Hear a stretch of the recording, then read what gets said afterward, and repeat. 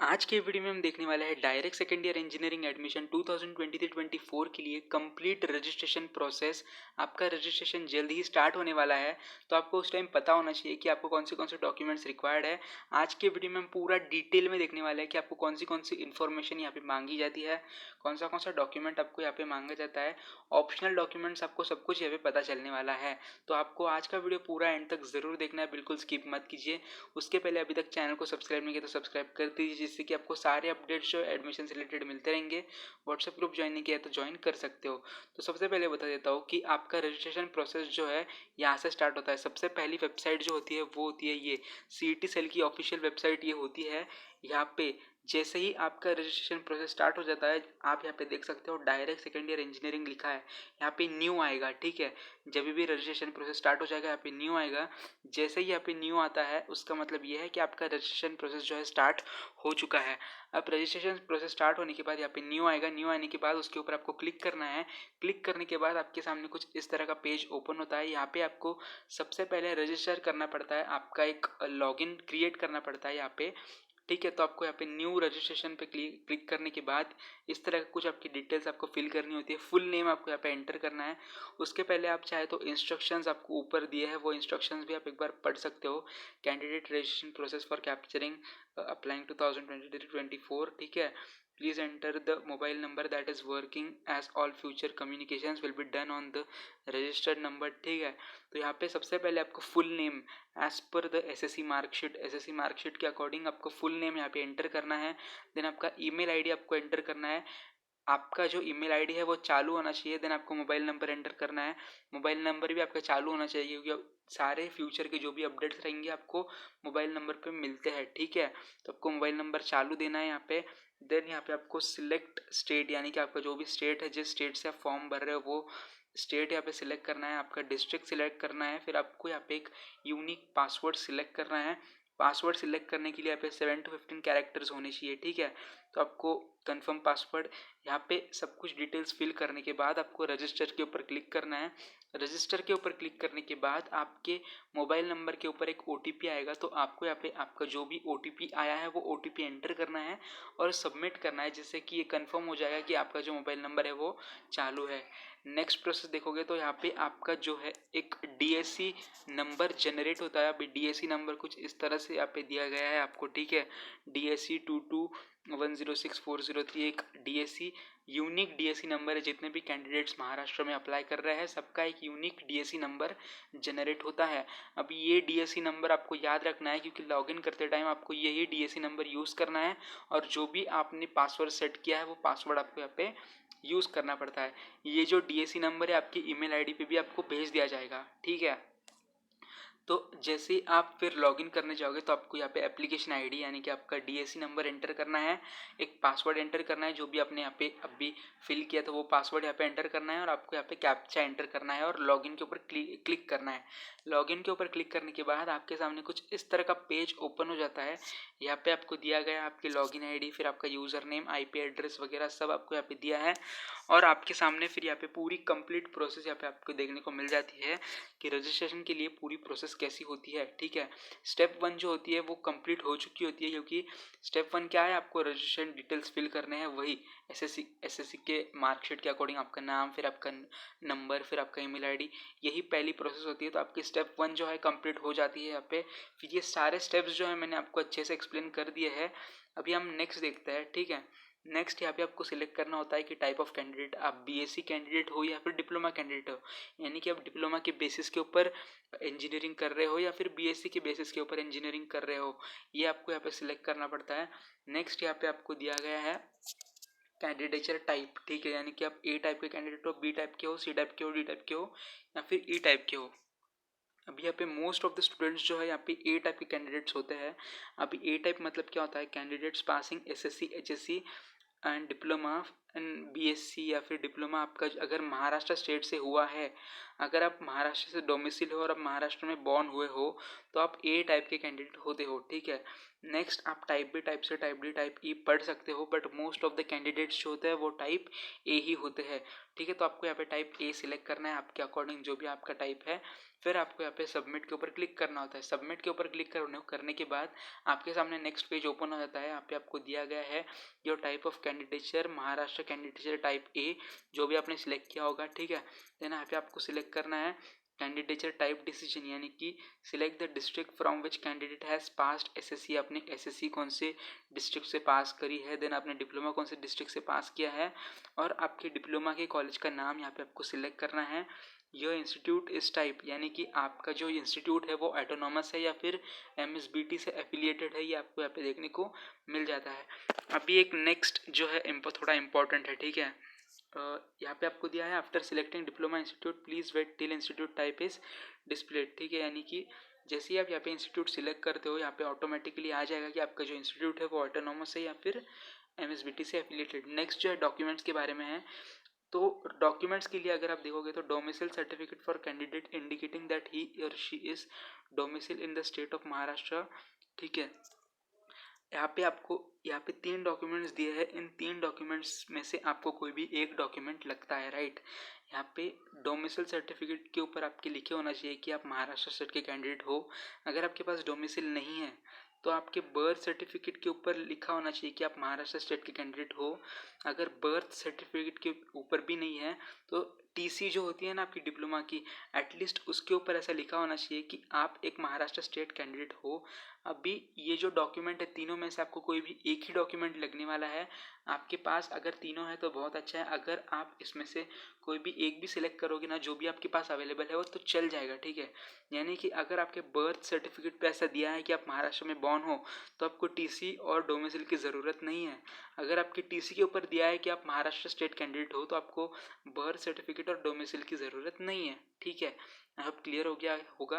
Then आपको save and proceed के ऊपर क्लिक करना है। कोई भी एक डॉक्यूमेंट यहाँ पे आपको सिलेक्ट करना है। नेक्स्ट जो है देखिए कैटेगरी डिटेल्स। कैटेगरी डिटेल्स में आपको यहाँ पे सिलेक्ट करना है कि आपकी कैटेगरी कौन सी है, ओपन है या रिजर्व्ड है। ओपन है तो आपको ओपन सिलेक्ट करना है, रिजर्व्ड है तो रिजर्व्ड में आपकी कौन सी कैटेगरी है, एससी, एसटी, ओबीसी। अभी ओबीसी अगर आप सिलेक्ट करते हो तो ओबीसी में आपकी सब कैटेगरी क्या है वो भी सिलेक्ट करना है, ठीक है। फिर आपको यहाँ पे दिया गया है select the status of cast validity, कि आपके पास कास्ट वैलिडिटी अवेलेबल है। तो कास्ट वैलिडिटी में आपको सिलेक्ट करना है, अवेलेबल होगा तो अवेलेबल, अवेलेबल नहीं है तो नॉट अवेलेबल। और अगर आपने अप्लाई किया है कास्ट वैलिडिटी के लिए तो आपको अप्लाइड सिलेक्ट करना होगा, ठीक है। यहाँ पे आपको कुछ डिटेल्स दी गई है, अगर आप पढ़ना चाहो इंस्ट्रक्शंस वगैरह तो पढ़ सकते हो। नेक्स्ट इज देखिए अगर आप ओबीसी सिलेक्ट करते हो तो आपको ये भी पूछा जाएगा कि आपके पास नॉन क्रीमिलियर सर्टिफिकेट है क्या। यहाँ पे भी सेम ऑप्शंस है, अवेलेबल होगा तो अवेलेबल कीजिए, नॉट अवेलेबल होगा तो नॉट अवेलेबल कीजिए। अगर आपने नॉन क्रीमिलियर के लिए अप्लाई किया है तो उसकी रिसिप्ट आपके पास होनी चाहिए, फिर उसके अकॉर्डिंग आपको यहाँ पे सिलेक्ट करना है, ठीक है। नेक्स्ट अगर आप देखोगे तो अगर आपके पास कास्ट वैलिडिटी अवेलेबल होगी तो आपके पास जो भी डिटेल्स है कास्ट वैलिडिटी के यहाँ पे एंटर करने हैं। अगर आपके पास कास्ट वैलिडिटी की रिसिप्ट है, यानी कि आपने अगर कास्ट वैलिडिटी के लिए अप्लाई किया है तो रिसिप्ट की सारी डिटेल्स आपको यहाँ पे एंटर करनी है, ठीक है। रिसिप्ट नंबर आपका, देन आपकी issuing authority, then date of application, full name as per caste certificate और कास्ट सर्टिफिकेट नंबर, ठीक है। इसके अकॉर्डिंग आपको सारी डिटेल्स एंटर करने हैं। और नॉन क्रिमिलियर अगर आपको रिक्वायर्ड है, ठीक है, तो वो जो है वैलिड होना चाहिए, ठीक है। 2024 तक आपका जो नॉन क्रिमिलियर है वो वैलिड होना चाहिए, ठीक है। Next is person PWD details यहाँ पे आपको पूछे गए हैं, do you belong to PWD. तो पीडब्ल्यूडी यानी कि पर्सन्स विद डिसेबिलिटी, अगर आप येस हो, अगर पीडब्ल्यूडी से आप बिलोंग करते हो तो येस कीजिए या फिर नो कीजिए। अगर येस करते हो तो आपको यहाँ पे सारी डिटेल्स एंटर करनी होगी। फिर डिफेंस, अगर आपके पेरेंट्स अगर डिफेंस में है तो येस सिलेक्ट कीजिए, अगर नहीं है तो नो सिलेक्ट कीजिए, ठीक है। Then caste certificate of Indian nationality of the candidate. अभी यहाँ पे फिर से 3 डॉक्यूमेंट्स आपको दिए हैं, certificate of Indian nationality, then school leaving certificate और बर्थ सर्टिफिकेट। अभी यहाँ पे क्या ज़रूरत है देखिए, आपका जो सर्टिफिकेट है उसके ऊपर ऐसा मेंशन होना चाहिए कि आप इंडियन सिटीज़न हो, यानी कि आप जो है इंडिया के कैंडिडेट हो, इसके ऊपर ऐसा मेंशन होना चाहिए, ठीक है। अगर आपके टीसी के ऊपर मेंशन होगा that your nationality is Indian तो आपको बर्थ सर्टिफिकेट और इंडियन नेशनलिटी की ज़रूरत नहीं है। अगर आपके बर्थ सर्टिफिकेट पे ऐसा मेंशन हुआ कि आपकी नेशनलिटी इंडियन है तो आपको टीसी और नेशनलिटी की ज़रूरत नहीं है। ठीक है, आई होप आपको समझ गया होगा। इन 3 डॉक्यूमेंट्स में से आपको एक ही डॉक्यूमेंट की ज़रूरत पड़ेगी। ठीक है, अभी मान लेते हैं आपकी टीसी है और टीसी के ऊपर आपका महाराष्ट्र भी लिखा है और इंडियन भी लिखा है, तो आपको सिर्फ टीसी की ही ज़रूरत है। ठीक है, दोनों भी केसेस में आप टीसी ही सिलेक्ट कर सकते हो, नो प्रॉब्लम। ठीक है, आप दोनों भी टाइम टीसी सिलेक्ट करोगे तो कोई भी प्रॉब्लम नहीं आएगा। टीसी सिलेक्ट करने के बाद आपको सेव एंड प्रोसीड के ऊपर क्लिक करना है। ठीक है, फिर यहाँ पे आपको क्वालिफिकेशन डिटेल्स एंटर करनी है। आप क्वालिफिकेशन में देखिए, सबसे पहले आपको एसएससी की सारी डिटेल्स यहाँ पे एंटर करनी है। एसएससी में देखोगे तो name of SSC board, then आपका रोल नंबर क्या था एसएससी में। ठीक है, देन पासिंग ईयर, फिर आपको यहाँ पे कुछ मार्क्स एंटर करने हैं एसएससी में। ठीक, एसएससी के मार्क्स। ठीक है, नेक्स्ट अगर देखोगे तो डिप्लोमा के मार्क्स आपको यहाँ पे एंटर करने हैं। अगर आपका इंस्टीट्यूट एमएसबीटी से एफिलिएटेड होगा तो यहाँ पे आपके डिटेल्स जो ऑटोमेटिक आ जाएंगे। ठीक है, बट अगर आपका इंस्टीट्यूट जो है एटोनॉमस था तो आपको यहाँ पे एंटर करने होंगे आपके जो भी मार्क्स थे। ठीक है, यहाँ पे आपको डिप्लोमा स्टेटस सिलेक्ट करना है, पास्ट होना चाहिए, पास्ट होने चाहिए आप। फिर आपका डिप्लोमा पैटर्न सेमेस्टर वाइज था या फिर एनुअल वाइज था। देन आपका मीडियम आपको सिलेक्ट करना है, इंग्लिश था या फिर मराठी था या फिर हिंदी था, अकॉर्डिंग टू ईयर। ठीक है, देन फाइनल सीट नंबर आपको एंटर करना है। आपका सीट नंबर अगर एमएसबीटी से एफिलिएटेड होगा तो आपका सीट नंबर आपको दिया जाएगा। अगर आपका एटोनॉमस इंस्टीट्यूट होगा तो आपको यहाँ पे आपका एनरोलमेंट नंबर एंटर करना होता है। ठीक है, देन आपका डिप्लोमा पासिंग ईयर, फिर आपका कोर्स यानी कि आपकी ब्रांच आपको यहाँ पे एंटर करनी है। फिर डिप्लोमा का फाइनल एग्रीगेट आपको मार्क्स यहाँ पे एंटर करने हैं और परसेंटेज आपका ऑटोमेटिक यहाँ पे आ जाता है। ठीक है, नेक्स्ट अगर आपने एचएससी की होगी, 12th अगर आपने की होगी तो यहाँ पे आपको सिलेक्ट करना है पास्ट या फिर नॉट अपीयरिंग। ठीक है, अगर आपने अप्लाई नहीं किया और 12th को तो आप नॉट अपीयरिंग कर सकते हो। अगर आप पास किया होगा अगर आपने 12th तो यहाँ पे पास्ट आपको सिलेक्ट करना है। अगर आप पास्ट सिलेक्ट करते हो एचएससी में तो आपको यहाँ पे सारे डिटेल्स जो एंटर करने होंगे। नेक्स्ट अगर आप देखोगे तो आपको यहाँ पे पर्सनल डिटेल्स एंटर करने हैं, आपका फुल नेम, आपकी मदर का नेम, देन आपकी date of birth, gender, then orphan हो क्या आप, देन आपकी एनुअल इनकम, फिर आपका रिलीजन, फिर आपकी मदर टंग, और do you want to apply as a minority candidate, आपको यस या फिर नो यहाँ पे सिलेक्ट करना है। ये बेसिक डिटेल्स आपको यहाँ पे एंटर करनी होती है। देन नेक्स्ट अगर आप देखोगे तो यहाँ पे आपको करस्पॉन्डेंस एड्रेस यहाँ पे एंटर करना है। और कॉन्टैक्ट डिटेल्स में आपका मोबाइल नंबर, आपका ईमेल आईडी ऑटोमेटिकली आ जाता है। ठीक है, एड्रेस के टाइम पे आपको रूरल है या अर्बन है वो सिलेक्ट करना है। फिर आपका address, state, district, taluka, village, pin code यहाँ पे सारा एंटर करना है और सेव एंड प्रोसीड के ऊपर आपको क्लिक करना है। नेक्स्ट अगर आप देखोगे तो यहाँ पे आपको फोटोग्राफ और सिग्नेचर आपकी एंटर करनी है। फोटोग्राफ और सिग्नेचर की यहाँ पे आपको लिमिट्स दी है कि आपको किस साइज़ का फ़ोटो चाहिए। तो यहाँ पे आप सारे इंस्ट्रक्शंस जो है पढ़ सकते हो। आपका जो फ़ोटो है वो जेपीजी टाइप में होना चाहिए, जेपीजी या फिर गिफ भी हो सकता है या फिर पीएनजी भी हो सकता है, कोई भी चलेगा। ठीक है, यहाँ पे आपको सारे इंस्ट्रक्शंस दिए हैं वो आपको पढ़ने हैं। Photograph must be 3.5 centimetre in width by 4.5 centimetre in height without border. ठीक है, ये सारे डिटेल्स आपको पढ़ने हैं। और यहाँ पे आपको चूज़ फाइल का ऑप्शन मिलता है। चूज़ फाइल के ऊपर क्लिक करते ही आपको आपका फोटोग्राफ और सिग्नेचर अपलोड करने का जो ऑप्शन है वो मिल जाता है। ठीक है, अपलोड होने के बाद यहाँ पे आपको क्लियरली देखना है कि आपका फ़ोटो जो है प्रॉपरली अपलोड हो चुका है क्या। अपलोड होने के बाद आपको सेव एंड प्रोसीड के ऊपर क्लिक करना है। सेव एंड प्रोसीड के ऊपर क्लिक करने के बाद यहाँ पे आपको डॉक्यूमेंट्स अपलोड करने पड़ते हैं। डॉक्यूमेंट्स आपने आई गेस 2 ही सिलेक्ट किया है। ठीक है, तो वो डॉक्यूमेंट्स आपको लगेंगे और आपके एक्स्ट्रा के डॉक्यूमेंट्स भी आपको लगने वाले हैं। अपलोड स्कैन डॉक्यूमेंट्स, आपके डॉक्यूमेंट्स जो है स्कैंड होने चाहिए। Then upload the documents in JPG और पीएनजी और पीडीएफ फॉर्मेट। ठीक है, इसकी मिनिमम रिजोल्यूशन आपको दी है। फिर आपकी फ़ाइल साइज़ आपको दी है, अप टू 1 MB आपकी फ़ाइल साइज़ होनी चाहिए। और जिधर भी स्टार दिया है वो जो है आपके नेसेसरी डॉक्यूमेंट्स है। College leaving certificate, transfer certificate after passing qualifying examination is not mandatory to upload, but if it is selected minority, if candidate does not possess the document, FC shall select the document as not submitted, not accepted, and confirm candidate needs to submit this document at the time of admission while institute reporting। आपको जो सारे original documents अभी जो आप upload कर रहे हो वो डॉक्यूमेंट्स आपको एफसी वेरिफिकेशन के टाइम पे भी लगने वाले हैं। ठीक है, अभी हम देखते हैं डॉक्यूमेंट्स आपको कौन से लगने वाले हैं। तो डॉक्यूमेंट्स के लिए देखोगे अगर आप तो आप statement of marks obtained in 10th, आपकी एसएससी मार्कशीट आपको लगेगी। ठीक है। एसएससी मार्कशीट आपको लगेगी, आपको रेडी रखनी है। यहाँ पे आपको अपलोड करने के लिए सिलेक्ट फाइल करना पड़ता है। ठीक है, एसएससी मार्कशीट आपकी रेडी होनी चाहिए। एसएससी मार्कशीट, फिर स्टेटमेंट मार्क्स ऑब्टेन, डिप्लोमा की मार्कशीट आपकी रेडी होनी चाहिए।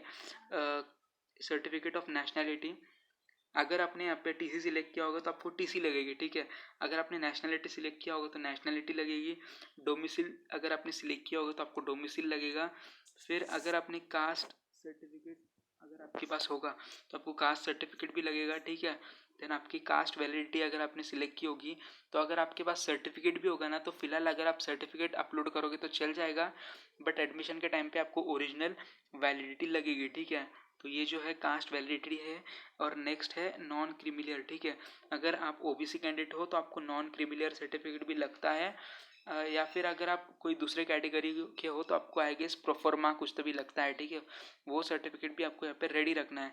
तो ये जो है यहाँ पे सात डॉक्यूमेंट्स आपको दिए हैं, तो ये 7 डॉक्यूमेंट्स आप रेडी रखिए आपके कास्ट के अकॉर्डिंग, जो भी आपने सिलेक्ट किया है उसके अकॉर्डिंग। ठीक है, अगर आपने यहाँ पे टीसी सिलेक्ट किया होगा तो आपको नेशनलिटी की ज़रूरत नहीं है। यहाँ पे भी अगर आपने टीसी सिलेक्ट किया होगा तो आपको नेशनलिटी डोमिसाइल की ज़रूरत नहीं है। ठीक है, तो यहाँ पे आपको अपलोड करने के लिए यहाँ पे सिलेक्ट फाइल के ऊपर क्लिक करना होता है, फिर आप डॉक्यूमेंट अपलोड करते हो। अगर आपके डॉक्यूमेंट अच्छे से अपलोड हो चुका है तो यहाँ पे स्टेटस में राइट आता है। ठीक है, फिर आपको व्यू के ऊपर क्लिक करके आप चेक भी कर सकते हो कि आपका डॉक्यूमेंट बराबर से अपलोड हुआ है या नहीं। ठीक है, ये सब डॉक्यूमेंट्स अपलोड करने के बाद आपको फाइनली सबमिट के ऊपर क्लिक करना है। सबमिट के ऊपर क्लिक करने के बाद आपके सामने पेमेंट डिटेल्स आ जाती है। आपका फॉर्म जो है सबमिट हो चुका है। अभी आपको रजिस्ट्रेशन की जो भी पेमेंट है वो करनी होती है। ओबीसी कैंडिडेट्स के लिए 600 होती है, ओपन के लिए आई गेस कुछ 800 होती है, और एससी के लिए थोड़ी कम होती है, लाइक 200 आई गेस होती है एससी कैंडिडेट के लिए। ठीक है, तो आपको यहाँ पे आपका एप्लीकेशन आईडी चेक करना है, फ़ी अमाउंट चेक करनी है, फिर पेमेंट इन्फो आपको चेक करनी है और आपको पे नाउ के ऊपर क्लिक करना है। पे करने के लिए आप ऑनलाइन मोड का यूज़ कर सकते हो। ठीक है, देन नेक्स्ट इज पेमेंट करने के बाद आपके सामने प्रिंटेबल एप्लीकेशन फॉर्म यहाँ पे जनरेट हो जाता है। ठीक है, ये फॉर्म की जो प्रिंट आउट है आपको ले लेनी है। प्रिंट आउट आपको वेरिफिकेशन के लिए लगने वाली है। ठीक है, ये जो एप्लीकेशन फॉर्म है इसकी प्रिंट आउट आपको ले लेनी है। इस पर सारे डिटेल्स आपको चेक करने हैं।